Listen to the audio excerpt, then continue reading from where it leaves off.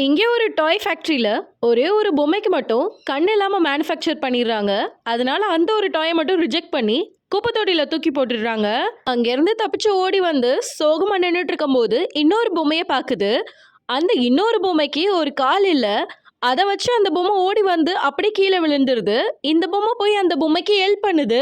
அந்த இன்னொரு பொம்மை கால் இல்லாம நடந்து போறத பார்த்து ரொம்ப கஷ்டப்படுற இந்த பொம்மை அதோட முடிய கட் பண்ணி அந்த பொம்மைக்கு காலா குடுக்குது. இதுக்கு கைமாறா இந்த பொம்மை அந்த பொம்மைக்கு ஒரு ஐ மாஸ்க கிஃப்ட் பண்ணுது. இப்ப இந்த 2 பொம்மைங்களும் ரொம்ப ஜாலியா ஒரு தெருவுல நடந்து போயிட்டு இருக்கும்போது ஒரு டாய் ஷாப்ப பாக்குதுங்க. அந்த டாய் ஷாப்ல இந்த 2 பொம்மைங்க மாதிரியே நிறைய பொம்மைங்க எந்த குறையும் இல்லாம இருக்குதுங்க.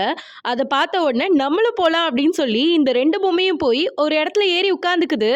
இந்த 2 பொம்மைங்களையும் ஒரு பொண்ணு பார்க்குறா. ஐ நல்லா இருக்கே அப்படின்னு சொல்லி வாங்க வரும்போது, நல்ல பொம்மை எடுத்து குடுக்குறாங்க. எனக்கு அந்த 2 பொம்மை தான் வேணும் அப்படின்னு சொல்லி கேட்டு வாங்கிட்டு போறா.